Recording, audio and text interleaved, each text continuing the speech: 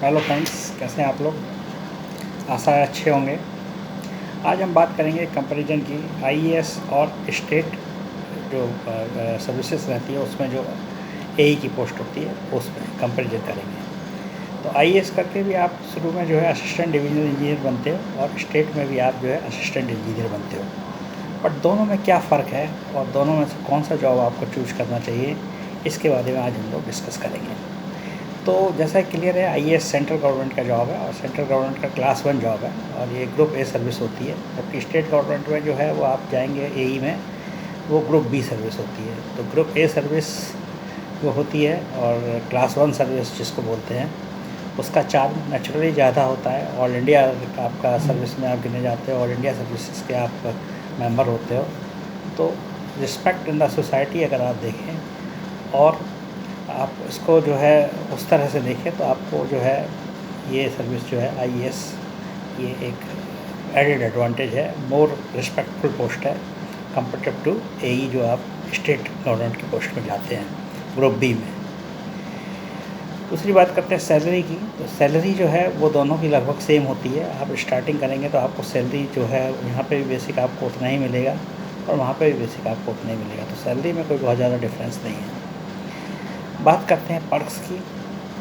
हाँ, ये ज़रूर है कि स्टेट गवर्नमेंट में जो है ये आपका थोड़े समय बाद स्केल लगते हैं और सेंट्रल गवर्नमेंट में जो है वो आपका स्केल पहले लग जाते हैं। जब भी पे कमीशन आता है तो पहले सेंट्रल गवर्नमेंट के स्केल्स आते हैं, उसके बाद स्टेट गवर्नमेंट के आते हैं। तो नेचुरली जो है सेंट्रल गवर्नमेंट में पे राइज पहले होता है कंपेरेटिव टू स्टेट गवर्नमेंट, लेकिन सैलरी लगभग सेम होती है। तो इस पॉइंट पर मैं कहूँगा कि दोनों ही सेम है। अब पर्स की बात करते हैं तो पर्स यहाँ पे आपको जो है फैसिलिटी और पर्स जो है ज़्यादा है सेंट्रल गवर्नमेंट में। यहाँ पे मेडिकल हॉस्पिटल्स होते हैं रेलवे के, तो बहुत ही अच्छे।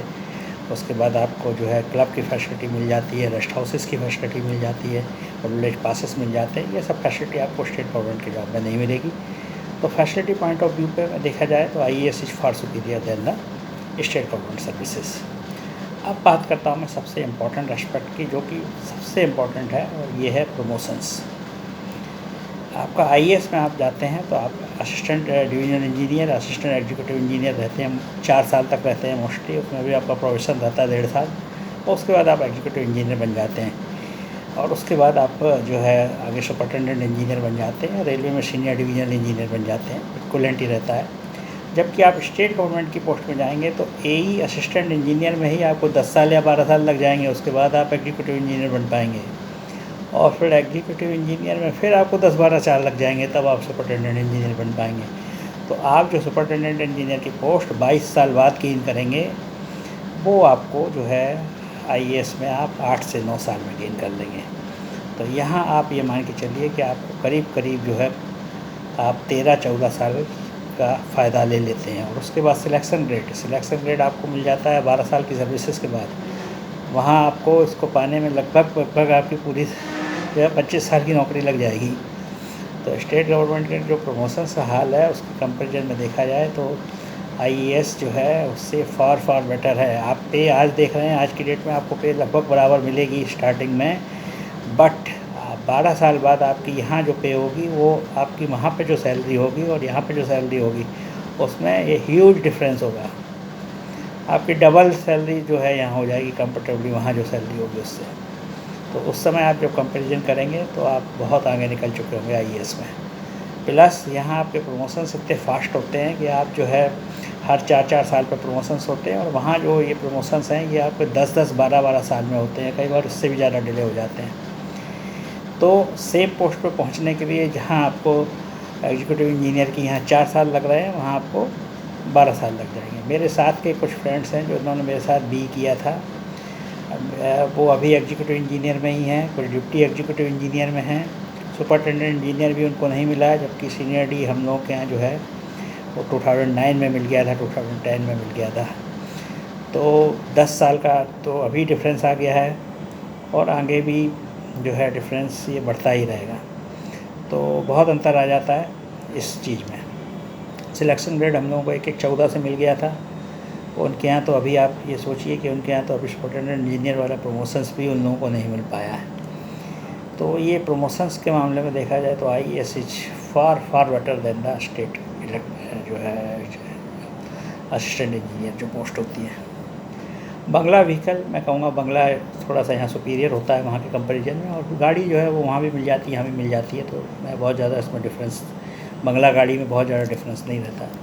वर्क कल्चर ये बहुत इंपॉर्टेंट है, वर्क कल्चर और आपके ऑर्गेनाइजेशन में रेपुटेशन। क्लास 1 ऑफिसर की रेपुटेशन ऑर्गेनाइजेशन में बहुत ज़्यादा होती है, क्लास 1 ऑफिसर को बहुत रिस्पेक्टफुली देखा जाता है, और वही कंपैरिजन में आप देखिए जो ग्रुप बी होते हैं ऑफिसर्स होते हैं, या जो और ऑफिसर्स होते हैं जो कि प्रमोशन से आते हैं, उनको कंपेरेटिवली जो है कि कंपैरिजन में जो ग्रुप ए ऑफिसर से डायरेक्ट होते हैं उनको बहुत ज़्यादा रिस्पेक्ट मिलती है, बहुत ज़्यादा रेपुटेशन मिलता है, और बहुत ज़्यादा डिपार्टमेंट में उनकी सुनी जाती है, उनको वैल्यू मिलती है।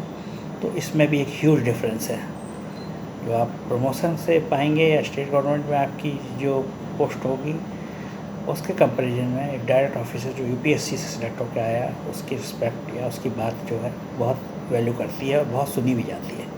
तो यहाँ भी काफ़ी डिफरेंस हो जाता है दोनों में। इस पॉलिटिकल इंटरफेरेंस की बात करेंगे, पॉलिटिकल इंटरफेरेंस जो है आईएएस में ना के बराबर है।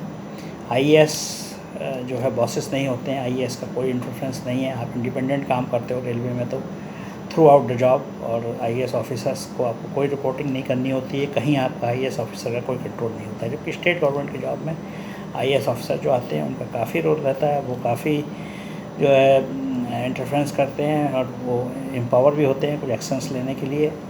और पॉलिटिकल इंटरफेरेंस की बात करते हैं तो वो भी वहाँ पे बहुत ज़्यादा है comparative to IAS officers. Political interference में भी आईएएस जो है वो ज़्यादा अच्छा जॉब है कंपेरेटिव टू स्टेट बोर्ड जो इलेक्ट्रिसिटी बोर्ड होते हैं या और असिस्टेंट इंजीनियर जो बाकी डिपार्टमेंट्स के होते हैं। लाइफ स्टाइल की बात करेंगे तो ग्रुप ए ऑफिसर्स की लाइफ स्टाइल बहुत अच्छी होती है, उनको किसी भी क्लब की मेंबरशिप कहीं भी मिल जाती है, और उनका जो है बाकी जो ग्रुप ए ऑफिसर्स रहते हैं और डिपार्टमेंट्स के उनके साथ बहुत अच्छा कोऑर्डिनेशन बन जाता है। आप कहीं भी जाएंगे अपने आप को इंट्रोड्यूस करेंगे तो आपको बहुत रिस्पेक्ट मिलेगी और आपकी बात जो है सुनी जाएगी तुरंत।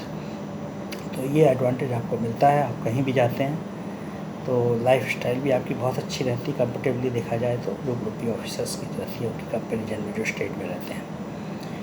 उसके बाद डेपुटेशन की अपॉर्चुनिटी आपके पास बहुत रहती है, आप किसी भी डिपार्टमेंट में किसी भी मिनिस्ट्री में डेपुटेशन पर जा सकते हैं, हायर पोस्ट पे आप जाते हैं और आपको जो है किस जॉइंट डायरेक्टर या आप डायरेक्टर की पोस्ट पे जाते हैं या आप जॉइंट सेक्रेटरी की पोस्ट पे जाते हैं तो वहाँ पे आपको बहुत अपॉर्चुनिटी मिलेंगी। अगर आप आईएएस में आते हैं और आप स्टेट वाले में आते हैं तो आपको ये अपॉर्चुनिटी नहीं मिलेंगी। अब बात करते हैं ट्रांसफ़र्स की। ट्रांसफ़र जो है आईएएस में ऑल इंडिया ट्रांसफ़र्स होते हैं, जबकि स्टेट में जो है विद इन द स्टेट होते हैं। तो ये आपको होम स्टेट में अगर रहने का चार्ज है तो आपके लिए जो है आईएएस जो है के कंपैरिजन में आपको स्टेट वाला जो जॉब है वो ज़्यादा बेटर है, क्योंकि आपको उसमें होम स्टेट में रहने को या आपकी जिस स्टेट में आप हैं उसमें पोस्टिंग मिल जाएगी। यहाँ आपको ऑल इंडिया ट्रांसफ़र्स हो सकते हैं और आपको ऑल इंडिया ट्रांसफ़र्स में जाना पड़ेगा। तो ये जो है यहाँ आप कह सकते हैं कि वहाँ पे आपको एक एडेड एडवांटेज मिल सकता है। तो ओवरऑल अगर देखा जाए हम लोग जो देखते हैं फैसिलिटीज़ और बाकी जो जॉब के प्रमोशंस हैं उस पॉइंट ऑफ व्यू से या बाकी चीज़ें, तो इन दोनों में कंपैरिजन अगर करते हैं तो क्लियर कट जो है इसमें आईएएस जो है वो स्टेट गवर्नमेंट के जो असिस्टेंट इंजीनियर होता है उससे फार बेटर जॉब है। और मेरे ख्याल से इसमें कंपैरिजन करना नहीं चाहिए था, बट मुझे काफ़ी लोगों ने रिक्वेस्ट किया था तो इसलिए मैं आपको कंपेयर कर रहा हूँ। क्योंकि शुरू में आप सैलरी अगर आपको सेम भी दिख रही है तो आप उस पर मत जाइए। शुरू की सैलरी सेम होने से कुछ नहीं होता है, आपके प्रमोशंस जो होते हैं उसके बाद जो सैलरी राइज होता है और आफ्टर 10 ईयर्स या 12 ईयर्स आपकी सैलरी में काफ़ी ज़्यादा डिफरेंस होगा और ये डिफरेंस बढ़ता ही जाएगा। और यहाँ आप जो है टॉप पोस्ट तक पहुँच सकते हैं, वहाँ आप टॉप पोस्ट तक नहीं पहुँच सकते। चीफ़ इंजीनियर बनने में बहुत टाइम लगता है, चीफ़ इंजीनियर की बहुत कम पोस्ट होती हैं। कुछ लोग तो रिटायरमेंट के जस्ट पहले चीफ़ इंजीनियर बन पाते हैं, जबकि यहाँ ऐसा नहीं है। आप चीफ़ इंजीनियर जो है लोग यहाँ पे जल्दी बन जाते हैं, 18 साल 19 साल की नौकरी में बन जाते हैं और उसके बाद भी उनके पास 14-15 साल की जॉब और रहती है। तो वो अच्छे से जो है आगे भी जो राइज रहता है वो बहुत फास्ट रहता है। तो for faster promotions, for reputation, for facilities, for perks, all जो है चीज़ों से देखा ऑल अगर थिंग्स कंपेयर की जाएँ तो आईएएस इज फार बेटर। सिर्फ एक एडवांटेज जो है उनको है कि उनकी चूँकि ट्रांसफ़र्स कम होते हैं तो थोड़ा सा बच्चों को पढ़ाने बढ़ाने में उनको सुविधा रहती है। हालांकि रिमोट प्लेसेस पे उनकी पोस्टिंग भी हो जाती हैं, कुछ छोटी छोटी जगहों पे भी हो जाती हैं, तो वो भी एक दिक्कत है जो आईएएस में कंफर्टेबली नहीं है। बट ये है कि उनको एक एडवांटेज है कि ट्रांसफ़र कम होने से बच्चे की पढ़ाई में ज़्यादा डिस्टर्बेंस नहीं होता है। प्लस आप अपनी फैमिली और अपने जो है अगर मदर फादर रहते हैं, आप होम स्टेट में हैं तो ईज़िली उनको अच्छे से देख सकते हैं। क्योंकि इसमें दूर दूर पोस्टिंग होती है तो थोड़ा सा आपको डिफ़िकल्ट होता है फैमिली को मैनेज करने में। तो ये एक बस प्लस पॉइंट मुझे दिखता है। बाकी सारे पॉइंट जो हैं वो आईएएस के जो है वो प्लस हैं। तो क्लियर कट अगर विनर देखा जाए तो IAS is far better than IAS. तो मेरा कंपेरिजन यही है। और बाकी फिर आप लोग जैसा आपको अच्छा लगे वैसा आप डिसाइड कर सकते हैं। बट मेरी साइड से जो है वो यही है। Thank you very much. यूँ ही जुड़े रहिए, शेयर एंड सब्सक्राइब। अच्छा लगता है तो करिए, नहीं लगता तो मत करिए। Thanks a lot. बाय।